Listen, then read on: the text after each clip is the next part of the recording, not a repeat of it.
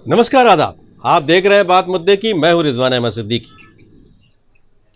वो दिन आ ही गया जब देश में भव्य राम मंदिर के निर्माण की बुनियाद रखी जाएगी और ये बुनियाद भी होगी देश के एकता, अखंडता और भाईचारे की।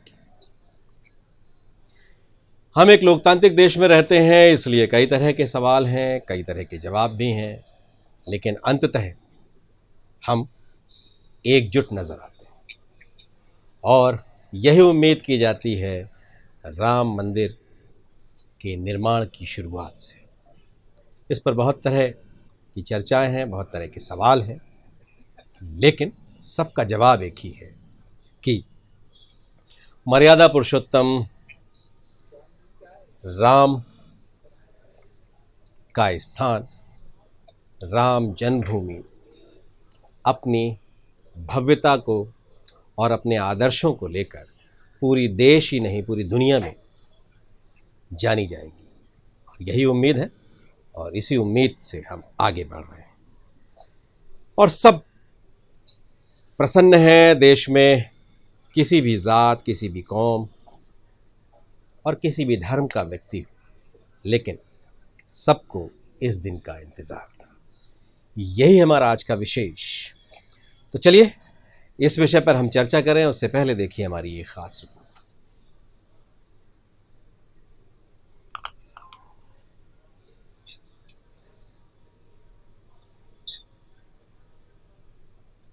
तैयार मंदिर की आधारशिला रखेंगे प्रधानमंत्री नरेंद्र मोदी। हर तरफ राम नाम के संकीर्तन की ध्वनि की गूंज। 5 अगस्त वह ऐतिहासिक दिन जिस दिन राम मंदिर की आधारशिला रखी जाएगी। राम की नगरी अयोध्या राम मंदिर निर्माण को लेकर होने वाले भूमि पूजन के लिए तैयार है। अयोध्या में जहां रामलला के भव्य मंदिर की आधारशिला रखने खुद प्रधानमंत्री नरेंद्र मोदी पहुंच रहे हैं, तो वहीं मुख्यमंत्री योगी आदित्यनाथ खुद तैयारियों पर नजर बनाए हुए हैं। गौरी गणेश के पूजन के साथ ही अनुष्ठान की शुरुआत भी हो चुकी है। देश भर के 135 संतों को आमंत्रित किया गया है। भूमि पूजन कार्यक्रम में देश के हर हिस्से से लोगों की भागीदारी होगी। भूमि पूजन के दिन अयोध्या के हर घर में 4 लड्डू वाला पैकेट पहुंचाया जाएगा। कुल 14 लाख लड्डू बनाए जा रहे हैं। 5 अगस्त को 12:30 बजे भूमि पूजन शुरू होगा। भूमि पूजन 10 मिनट तक चलेगा। प्रधानमंत्री नरेंद्र मोदी अयोध्या पहुंच रहे हैं। पीएम अयोध्या में 3 घंटे तक रहेंगे। भूमि पूजन कार्यक्रम के वीएचपी के प्रमुख रहे अशोक सिंघल के पुत्र सलील रहेंगे। सुरक्षा के मद्देनजर अयोध्या को सील कर दिया गया है।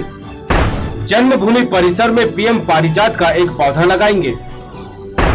भूमि पूजन समारोह के देश में लाइव कवरेज के लिए 48 से ज्यादा हाईटेक कैमरे लगाए गए हैं।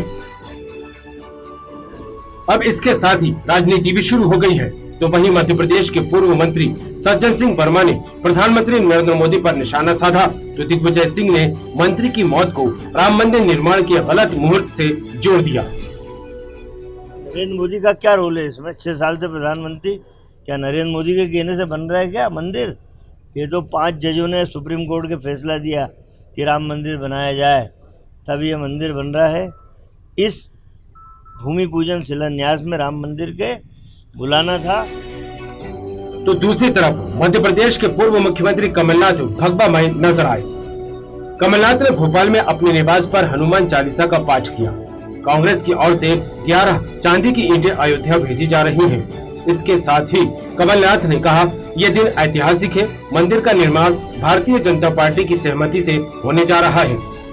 इसकी शुरुआत राजीव गांधी ने की थी। तो वहीं गृह मंत्री डॉक्टर अतुल मिश्रा ने राम मंदिर को लेकर पूर्व सीएम कमलनाथ पर निशाना साधा। उन्होंने भूमि पूजन से पहले पूर्व सीएम के हनुमान चालीसा का पाठ करने पर कहा, राम भक्त इतने नासमझ नहीं है। कार्यक्रम किया, पूजा का कार्यक्रम किया, हनुमान चालीसा का पाठ हुआ। ये हमारी भावना है। इसकी शुरुआत राजीव गांधी जी ने करी थी 85 में और 89 में उन्होंने कहा था शिलान्यास होना। उन्होंने अपने पहले भाषण में 89 में कहा था कि अपने देश में राम राज्य होना चाहिए। तो आज हम राजीव गांधी जी को प्रणाम करते हैं। एक व्यक्ति तिथि टालने की बात कर रहा है, एक सुंदर कांड कर रहा है। राम भक्त इतने नासमझ नहीं है कि इस तुष्टीकरण की राजनीति को न समझ पाए।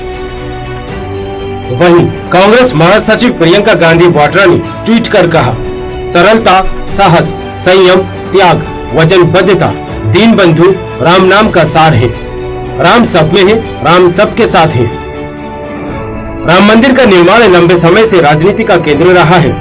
मंदिर बने या न बने, दोनों पर ही जमकर राजनीति हुई, लेकिन अब जब पूरा देश एकजुट है तो अब सियासी दलों में इसके श्रेय को लेकर होड़ मच गई है। बीजेपी जहां इसे अपना मुद्दा बताकर जनता से किए गया वादा पूरा करने की बात कह रही है, तो कांग्रेस का कहना है राजीव गांधी ने इस ऐतिहासिक काम की शुरुआत की थी। News world desk.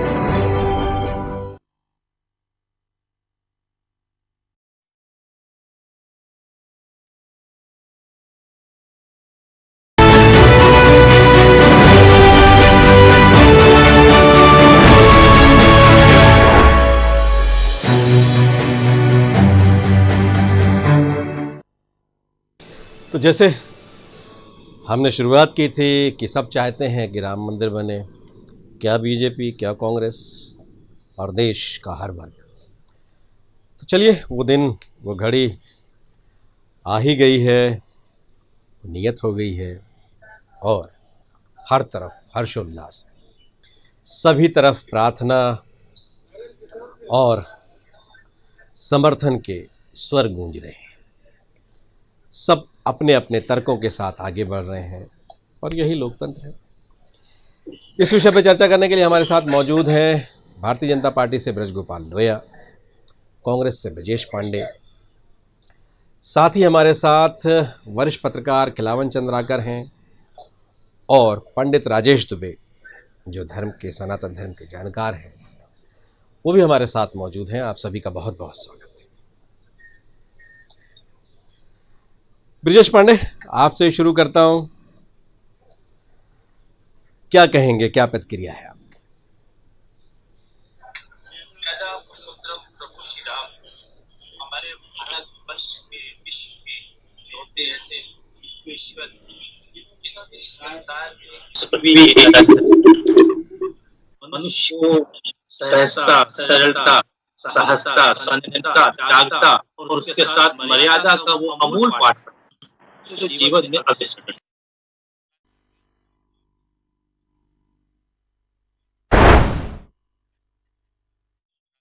वस्ते लक्ष्मी मध्य सृष्टि से करता है, तो वो निश्चित रूप से भगवान श्री राम को प्रणाम करके अपने जीवन की दिनचर्या की शुरुआत।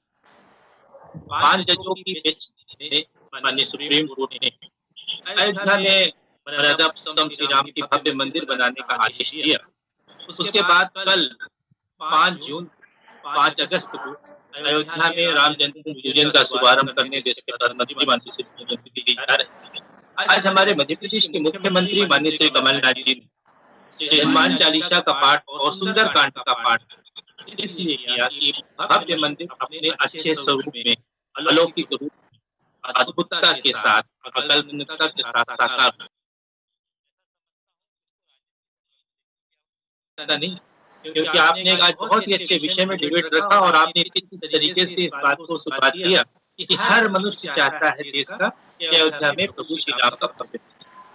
सबसे बड़ी बात ये मैं रिजवान जी आपसे कहना चाहता हूँ कि इसको भारतीय जनता पार्टी ने भगवान श्री राम को अपने नाम से पेटेंट कर रखा था। जिस गलतफहमी को कल प्रदेश की पूर्व मुख्यमंत्री उमा भारती ने पूरी तरह से स्पष्ट कर दिया और उन्होंने कहा कि भगवान राम हर मनुष्य के तन में राम, मन में राम, राम राम में राम, हर मनुष्य के कण कण में राम थे। इसलिए इसको किसी तरह से राजनीतिक रूप से देखा जाए, भगवान राम जी सबके हैं और इसीलिए मध्य प्रदेश के मुख्यमंत्री जी कल 11 चांदी की ईंटें अयोध्या भेज रहे हैं मंदिर के निर्माण के शुभारंभ के लिए। जब कल उसका पूजन होगा उसके लिए ये बहुत अच्छी बात है और हम सब लोग इस मामले में प्रसन्नता अनुभव कर रहे हैं। जय श्री राम के साथ। पांडे, एक तरफ कमलनाथ, हनुमान भक्त कमलनाथ पूजा अर्चना कर रहे हैं, वहीं दूसरी तरफ आपके दूसरे पूर्व मुख्यमंत्री दिग्विजय सिंह समय मुहूर्त इस पर सवाल उठा रहे हैं वो स्वामी स्वरूपानंद का उल्लेख भी कर रहे हैं कि उन्होंने इस तरह से उन्हें बताया है। तो क्या, और यही सवाल नरोत्तम मिश्रा ने भी खड़े किए थे। प्रियंका गांधी ने कहा है राम सबके हैं, और उन्होंने अपनी आस्था भी प्रकट करने की कोशिश की, लेकिन सोनिया गांधी ने कुछ नहीं कहा। नरोत्तम मिश्रा ये भी सवाल उठा रहे थे, उस पर कुछ कहेंगे आप? देखिए, से पहले ही पूर्वक आग्रह की कि आज 20 करोड़ों आवाम ये चाहती है कि अयोध्या में अपने राम का मंदिर जगत गुरु शंकराचार्य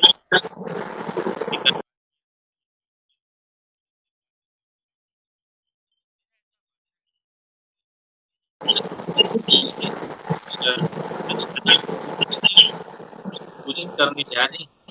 12:15 से लेकर के 12:45 का मुहूर्त है। अभिजीत, मैं उसका बहुत जानता हूँ, राजगुरु का। मेरा ऐसा मानना है कि अभिजीत मुहूर्त एक अच्छा होता है। कहीं न कहीं से जगत देव जी को लगा होगा कि हो सकता है अभिजीत मुहूर्त के अलावा कुछ और मुहूर्त ऐसे होने चाहिए जो मंदिर के शिलान्यास के लिए आवश्यक होती है, भूमि पूजन के लिए, इसलिए उन्होंने वो बातें किया है। तो जगत गुरु ने उन पर कुछ नहीं की। राजा दिग्विजय सिंह साहब के मुहूर्त को लेकर मुहूर्त जो खुद सभी मुहूर्तों से ऊपर, जिनके हाथ के, जिनके पैर के नीचे से सारे मुहूर्त है, भगवान श्री कृष्ण का अवतार है प्रभु श्री राम, और उन्होंने मुहूर्त ब्रह्मांड में अलग रूप से परिभाषित की। जो मुहूर्तों से बड़े हैं उनके लिए मुहूर्त की आवश्यकता नहीं है। और प्रदेश की निष्पक्ष है, उस पर मैं बिल्कुल नहीं करना चाहता हूँ। मध्य प्रदेश के अंदर जो स्थिति है उसके हिसाब से कल आज जो आदरणीय कमलनाथ जी ने घर में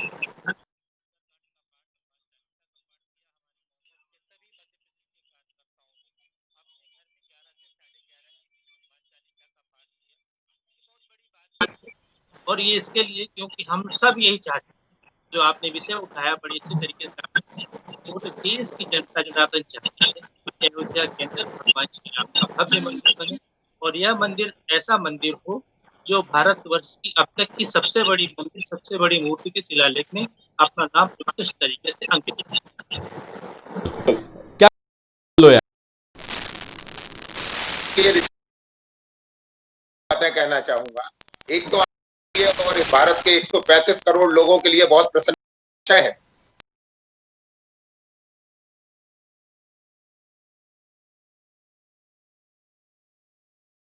वहां बनने मुझे बहुत प्रसन्नता हो रही है, जो इस मंदिर निर्माण के साथ में एक नया काम शुरू हुआ है पिछले 2-3 दिनों से, और वो आने वाले 2-4 दिन तक भी चलेगा। ये है, लोग सुप्रीम कोर्ट में एफिडेविट ये कहते थे कि राम से उनका कोई संबंध नहीं है। आज ये व्यक्तिगत रूप से बहुत प्रसन्नता का विषय है। और जो आपने 3 बातें मैं आपको कहूं, का नाम लेने वाले लोगों की कोई कमी राक्षसों में भी नहीं थी। मारीच भी राम का नाम लेकर मरा था जब स्वर्णमृग बना था। कालनेमी जब हनुमान जी का रास्ता रोक रहा था तब भी राम राम का जाप कर रहा था, और जब रावण मृत्यु को प्राप्त हो रहा था तब वो भी जय श्री राम कहकर ही अपनी मृत्यु को प्राप्त हुआ। राम की महिमा तो सबको स्वीकार्य थी, परंतु राम का मंदिर स्वीकार नहीं था। राम के मंदिर के लिए जिन्होंने संघर्ष किया है, 1989 से लेकर 2019 तक का भारतीय जनता पार्टी का प्रत्येक घोषणा पत्र ये कहता रहा कि जहां राम का जन्म हुआ था मंदिर वहीं बनाएंगे। यह हमारा कमिटमेंट था, राम के प्रति भी और राम भक्तों के प्रति भी। इस कमिटमेंट की चर्चा कोई कांग्रेसी नहीं कर रहा। दूसरी बात, कुछ लोग एक ये जो वामपंथी विचार है जिसमें माननीय दिग्विजय सिंह जी उसके मुखिया हैं, ये एक नई बात कहते हैं कि मुहूर्त ठीक नहीं है। ये तरकीब से टालने की कोशिश है। ये मुस्लिम तुष्टीकरण है, और कमलनाथ जी जो कर रहे हैं वो हिंदू तुष्टीकरण है। और हम ये कहते हैं कि तुष्टीकरण किसी का नहीं, संतुष्टि। एक और बात आपसे कहना चाहूंगा, जिस तरह दिग्विजय सिंह जी जो बात कर रहे हैं, मैं नहीं समझता उन्हें रामायण का कितना अध्ययन है। वो एक बड़े अच्छे हिंदू होने की बात करते हैं। रामायण में जब भगवान का राज्याभिषेक करने की बात, युवराज बनाने के लिए दशरथ जी ने तय किया, और उन्होंने जाकर वशिष्ठ से पूछा कि गुरुदेव इसका मुहूर्त बताइए कि राम को हम कब युवराज बनाएं। तो वशिष्ठ ने जो जवाब दिया था वो बहुत मूल्यवान है कि सुदिन सुमंगल तबु ही जब राम हो ही युवराज। जिस दिन राम का काम होता है वो दिन से श्रेष्ठ कोई दिन नहीं, जिस दिन राम का काम होता है उस समय से मंगल कोई घड़ी नहीं होती। ये हमें सिखाया है, हमें रामायण में बताया है। परंतु उस रामायण में भी मंथरा भी जो वो विलाप कर रही है कि किस तरह रामकाज विलंबित हो, किस तरह लेट हो, किस तरह ना हो पाए। ये वो मंथराएं हैं, वो कालनेमी हैं जो राम काज को रोकने का पूरा प्रयत्न कर रहे हैं। कुछ लोगों ने 70 साल रोका, आज वो उसमें भागीदार होने की बात कर रहे हैं, और कुछ लोग उसे रोकने का प्रयत्न अंतिम समय तक करते रहे। कुछ लोग ये भी प्रयास करते रहे कि प्रधानमंत्री वहां ना जाएं, कि क्योंकि वे धर्मनिरपेक्ष राष्ट्र के प्रधानमंत्री हैं, जबकि हमारी स्पष्ट मान्यता है कि हम धर्म के साथ राजनीति करेंगे। धर्म राजनीति पर अनुशासन करेगा, हम राजनीति का प्रवेश धर्म में नहीं करेंगे। परंतु जब राजनीति से धर्म विदा हो जाएगा तो आप भी जानते हैं कि राजनीति कितनी पतित हो जाएगी, कितने नीचे चली जाएगी। इसलिए ये बड़ा गर्व का दिन है कि जब धर्म राजनीति पर अनुशासन प्रारंभ करने जा रहा है। और ये हम सब के लिए, केवल मैं एक हिंदू हूं इसलिए नहीं, मैं भारतीय जनता पार्टी का कार्यकर्ता हूं इसलिए नहीं, इस देश के 135 करोड़ लोगों की आस्था का जो केंद्र है, वो केंद्र में भगवान राम का भव्य मंदिर का निर्माण वहां हो रहा है। और इसमें जो छोटी मोटी विघ्न बाधाएं हैं, ये जो मंथरा हैं, कालनेमी हैं, अब उनसे बहुत बेहतर निपटना हम जान चुके हैं कि किस तरह निपटना है और किस तरह इसको पीछे छोड़कर आगे के शुभ कार्य हमें करना है। क्या कहेंगे आप खिलावन चंद्राकर? आपने दोनों की बातें सुनी, क्या कहेंगे आप खिलावन चंद्राकर? जी, आपने दोनों को सुना, आप क्या कहेंगे? निश्चित रूप से राम मंदिर निर्माण को लेके, राम मंदिर के भूमि पूजन को लेकर के जिस तरह की राजनीति, चाहे वो जब न्यायालय में मामला था तब, अब जब भूमि पूजन होने जा रहा है, पूरा देश उसका स्वागत कर रहा है, तब जिस तरह की राजनीतिक बातें सामने आ रही है, मुझे लगता है कि भारत जैसे धर्मनिरपेक्ष राष्ट्र के लिए ये नहीं है। और इस तरह की बातों से पूरे देश के देशवासियों को, राम भक्तों को बचना चाहिए। लेकिन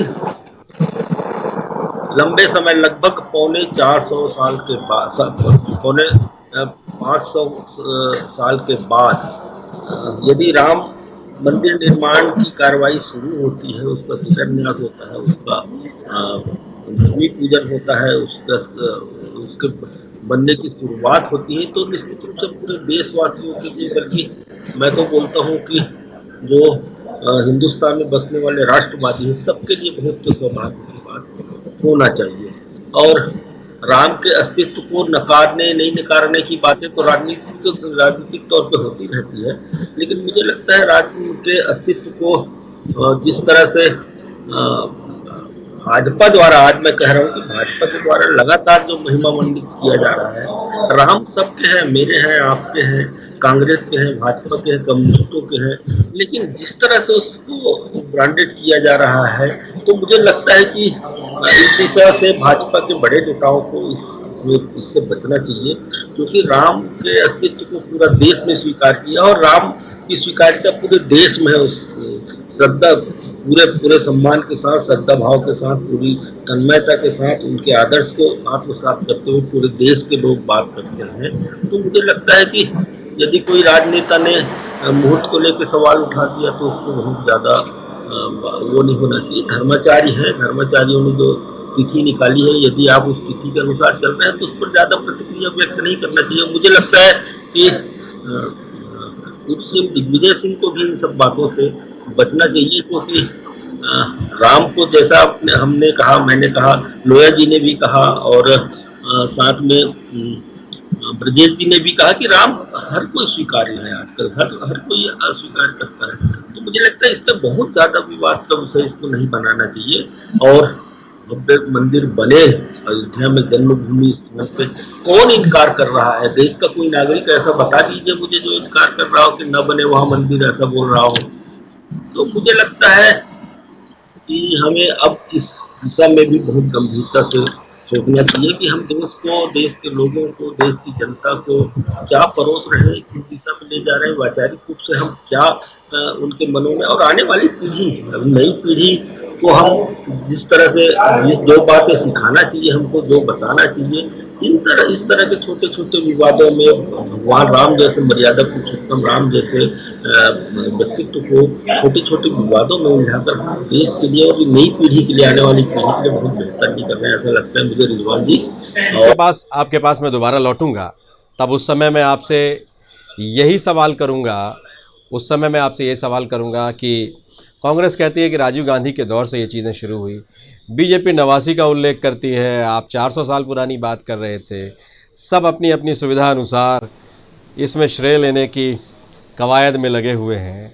और क्या वहीं जब 135 करोड़ लोग संतुष्ट हैं तो फिर कौन मंथरा और कौन क्या, इस पर भी मैं आपसे कुछ चीज़ें समझूंगा।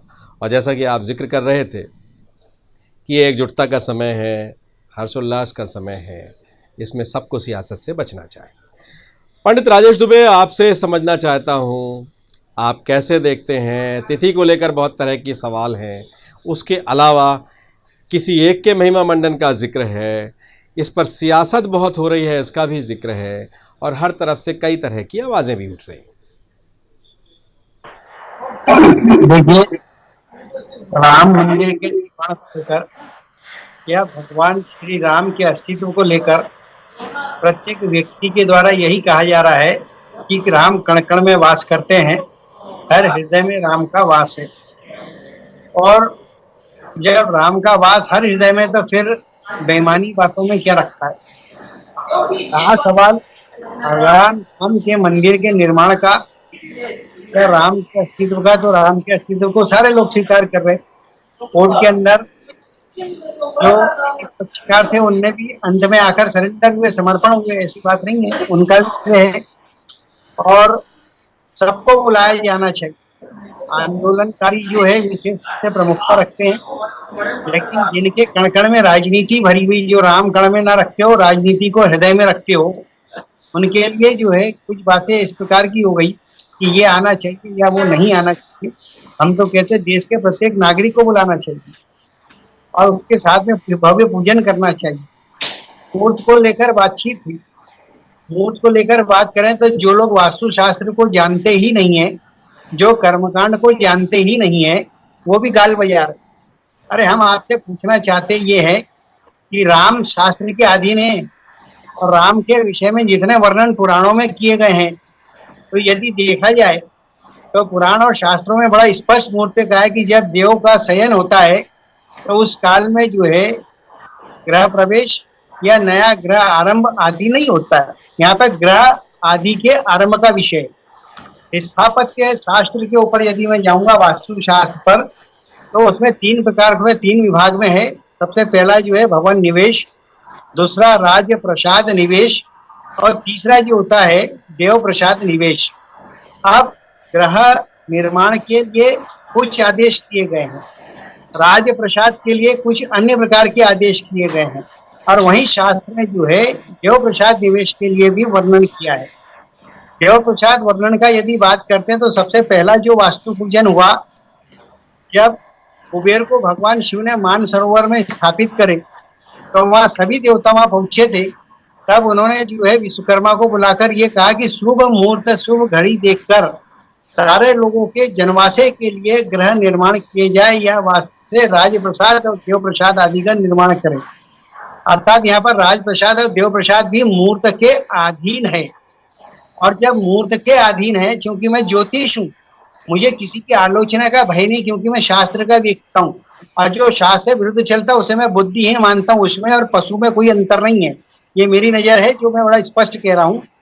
जब इसका मुहूर्त जो निकाला गया है, उस मुहूर्त को लेकर यदि हम देखते हैं तो शास्त्र के अनुसार सबसे पहले तो जब भी किसी भी राज्य प्रसाद के अलावा देव, जब राज्य प्रसाद की स्थापना करते हैं तो सारे नेताओं को रहना चाहिए, राजाओं को रहना चाहिए। और जब आप देव प्रसाद का निर्माण करते हो, उसका भूमि पूजन करते हो, तो वहां पर सारे शंकराचार्य होना चाहिए। वहां पर शंकराचार्य नहीं है। आप कहते हैं कि राजनीति का विषय नहीं है, अरे ये राजनीति का विषय नहीं है, धर्म का विषय, तो चारों शंकराचार्य होना चाहिए। चारे शंकराचार्यों में ज्योतिष पीठ के जो शंकराचार्य थे उनको अधिकार है कि वो जो है देव प्रसाद पीठ के मूर्त को निकाले। आप यदि वो कुछ कहते हैं तो आप कहते हैं कि ये कांग्रेसी विरोध करते हैं, ये बहुत गंदी आदत है आपकी। आपने आंदोलन चलाया तो और भी लोगों ने मिलकर आंदोलन चलाया। आपके पास एक बार और लौटूंगा। ब्रजेश पांडे, कल तक आप हलफनामा देते रहे, राम के अस्तित्व को नकारते रहे हैं, अब आप आज सारे लोग बड़े उत्साह के साथ एक ही बात कर रहे हैं, तो कल जो आप कह रहे थे वो क्या था, जो आज कह रहे हैं वो क्या है?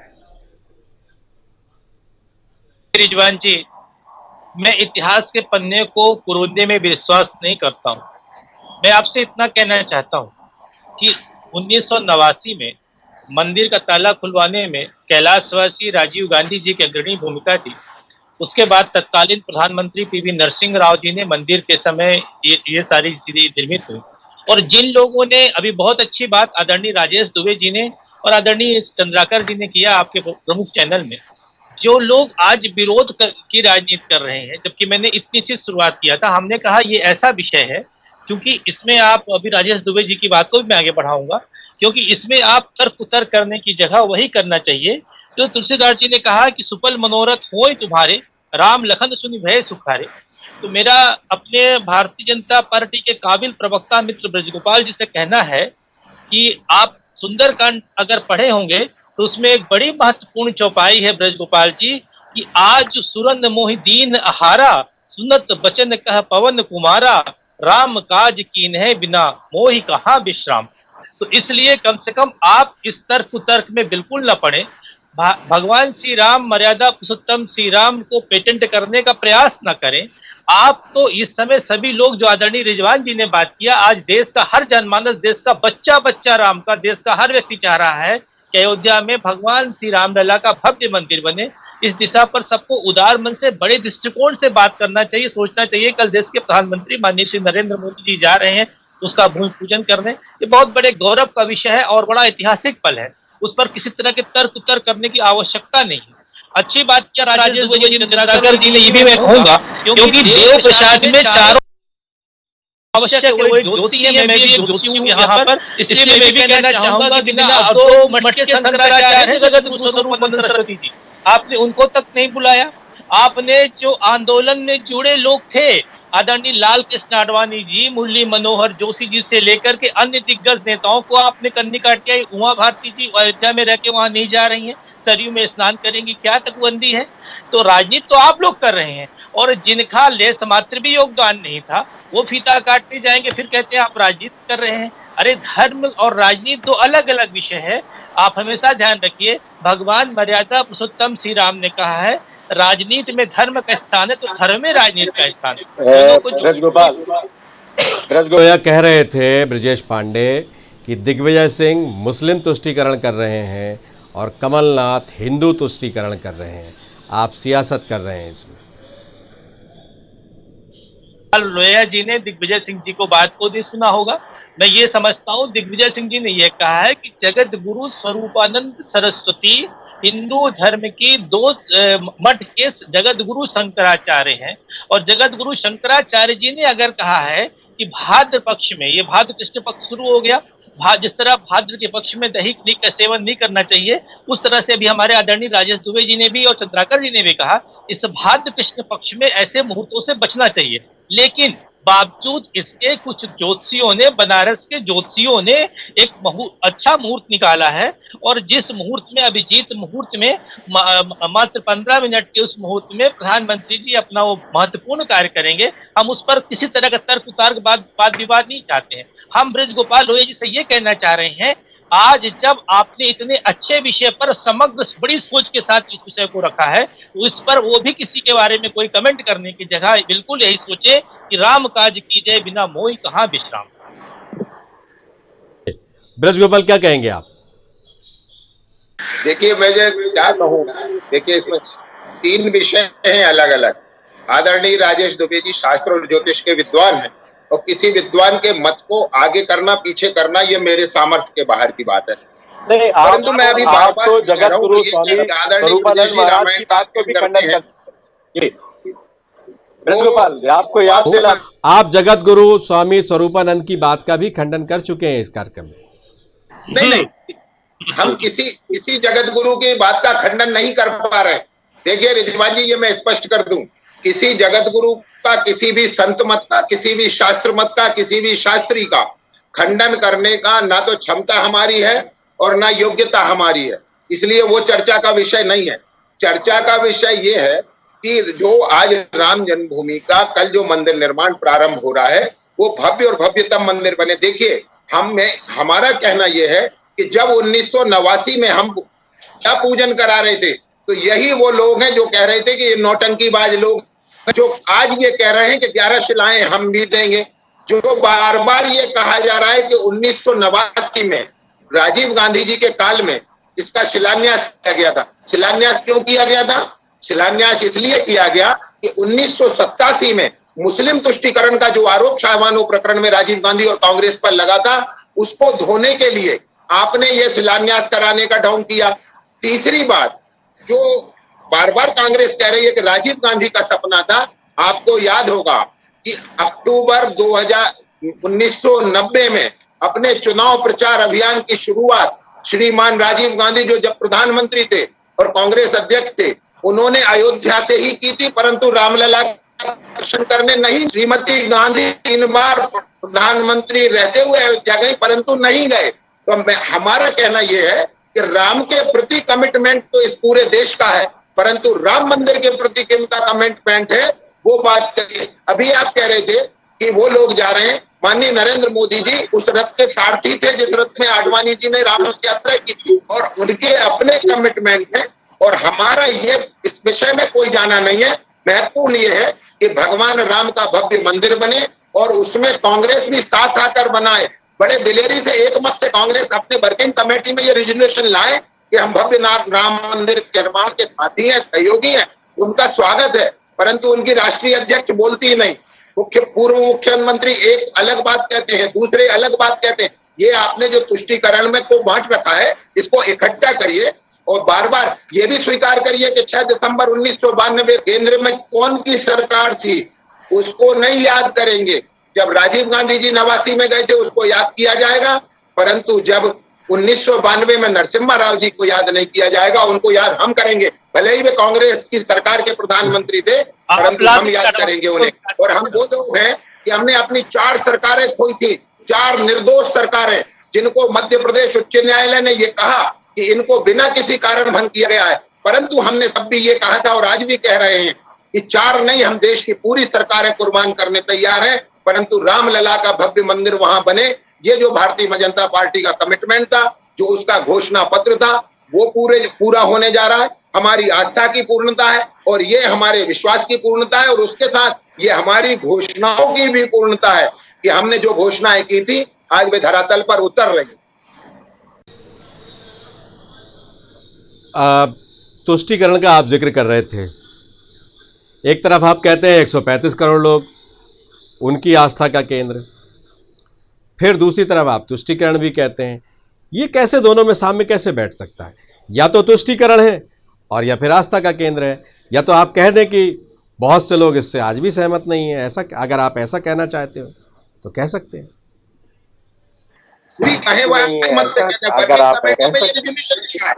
ये आप कुछ करने की आवश्यकता नहीं है। फिर दिग्विजय सिंह जी उसके खिलाफ नहीं बोल पाएंगे। आज ही कमलनाथ जी ने कहा है कि कल का दिन ऐतिहासिक दिन है, और दिग्विजय सिंह जी ने कहा है कि गलत मुहूर्त में हो रहा है। कांग्रेस पहले आपस में तय करे कि सच बोल कौन रहा है इन दो में से। एक हिंदुओं से सच बोल रहा है, एक मुसलमानों से सच बोल रहा है। सच है कौन सा? ये सच जनता के बीच जगत गुरु स्वामी स्वरूप कहा, दिग्विजय सिंह उसको दोहरा रहे हैं। तो क्या लगता है वो हिंदुओं से संबंधित नहीं, मुसलमान जगत गुरु स्वामी स्वरूपानंद नहीं है। ब्रजगोपाल आपसे ही पूछ रहा हूं, भी जगत गुरु देखिए वो हर हिंदू से संबंधित है, हर हिंदू के लिए पूजनीय है। और जहां तक इसका सवाल है तो देखिए आपको बहुत बेहतर मालूम है कि कब कब क्या क्या हुआ। ये वो समय नहीं है कि हम इस बात की छिछालीदारी में जाएं, परंतु सभी को सब बातें मालूम है कि कौन कौन सापेक्ष दृष्टि से चल रहा है, कौन निरपेक्ष। जैसा कह रहे थे खिलावन चंद्राकर भी कह रहे थे और पंडित राजेश दुबे भी कह रहे थे कि ये मौका था, सारे लोगों को वहाँ एकत्रित करना चाहिए था, उन सारे लोगों को एकत्रित करते बेहतर अवसर था, लेकिन यहाँ उन सारे लोगों को एकत्रित नहीं किया गया है। क्या लगता है, कोरोना का कारण था उसके पीछे, या समय कम था, या योजना उस तरह की नहीं बन पाई? उन्होंने तो ये सुना है कि जैसे जहां राजा होता है वहां पूरे प्रजा की उपस्थिति मानी जाती है, और हमारे पास तो लोकतांत्रिक व्यवस्था में निर्वाचित राजा है। दरअसल बहुत सारे लोगों की समस्या ये है कि आज भी वो दिल से स्वीकार नहीं कर पा रहे हैं कि जो लोकतांत्रिक व्यवस्था है उसमें प्रधानमंत्री हमारा राजा है, और जो वहां उपस्थित है, यदि वो उपस्थित है तो मेरी उपस्थिति उसमें शामिल भागीदार माना जाऊंगा। चल, क्या कहेंगे खिलावन आप? रिकवार जी, दो बातें महत्वपूर्ण कहना चाहता हूँ। पहला तो ये कि आप लोया जी से पूछिए कि क्या देश का कोई ऐसा नागरिक है जिसने कभी राम मंदिर नहीं बनना चाहिए ऐसा कहा था? किसी ने भी नहीं कहा था राम मंदिर नहीं बनना चाहिए। राम मंदिर बनना चाहिए सबने कहा। विवाद जो था वो सिर्फ राम जन्मभूमि के जमीन को लेकर के विवाद था, जो न्यायालय में लंबे समय तक चला।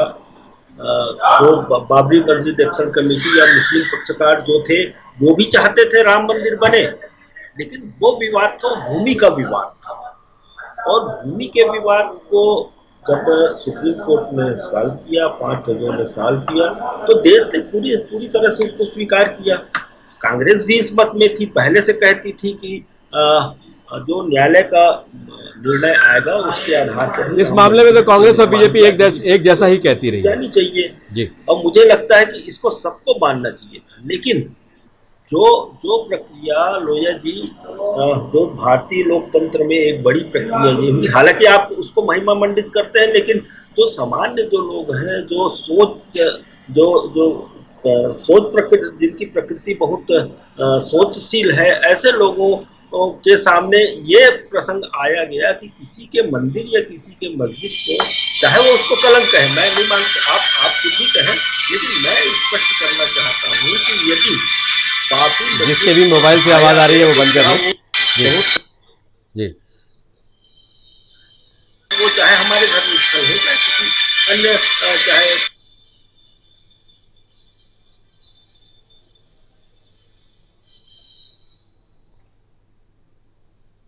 तो क्या उचित माना जा सकता है? एक सवाल मेरा ये है। दूसरा सवाल मेरा ये है कि आपके पास जब भाजपा या जनसंघ का निर्माण हुआ, जनसंघ बना, उसके बाद भाजपा में परिवर्तित हुआ, तब 89 से पहले क्या आपके पास राम को लेकर के कोई एजेंडा था?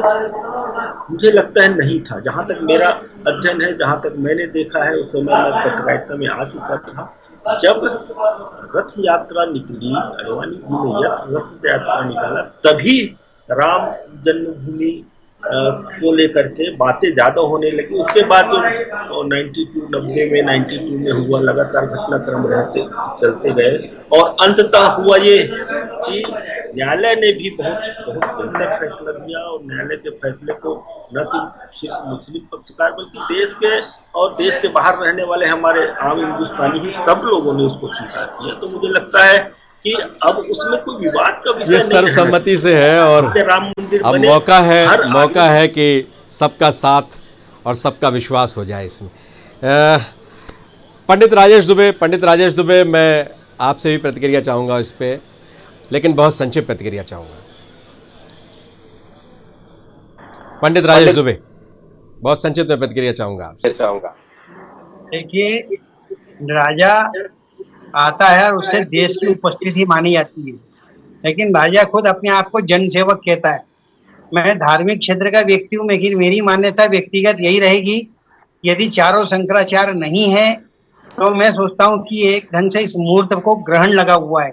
हमारे धार्मिक क्षेत्र में या हमारे धर्म के निवेश, जो देव प्रसाद निवेश है, उसमें शंकराचार्यों का रहना अनिवार्य था। जो कल का मुहूर्त है, उसको मुहूर्त को लेकर विवाद पर हम जाएं तो भवन निवेश में ये माना जा सकता है कि भादों में निर्माण नहीं किया जा सकता, लेकिन राज प्रसाद आदि या देव प्रसाद आदि पर जाएं तो यहाँ पर कुछ मत भिन्न हो सकते हैं। लेकिन उसके बावजूद भी जो है, जो बुधवार का दिन होता है उसमें अभिजीत नक्षत्र मान्य नहीं होता है, क्योंकि राहु काल वहां पे लागू होता है और कल श्रवण नक्षत्र प्रातः काल समाप्त हो जाएगा और सदभिषा नक्षत्र लग जाएगा। मेरा को ऐसा लगता है ज्योतिष के मेरे ज्ञान के अनुसार, क्योंकि यहाँ पर राहु काम कर रहा है, इसलिए सारा काम छल और कपट की बुद्धि से किया जा रहा है। जो धर्म आचरण से कदाचरण करता है ये बिल्कुल विरुद्ध है और ये स्वीकार करने योग्य नहीं है। मैं आपको रोकता हूँ पंडित राय दुबे, मैं आपको रोकता हूँ। ब्रजेश पांडे, जल्दी से कुछ कहना हो तो कहिएगा। अंतिम प्रतिक्रिया मैं ब्रजगोपाल लोहिया से ही लूंगा, इसलिए कि सारे तरह के सवाल उनसे हैं और उम्मीदें भी उन्हीं से हैं। जी देखिए रिजवान जी, जिस विषय पे आज आपने डिबेट रखा है, सबसे पहले आपको मैं बधाई दूंगा।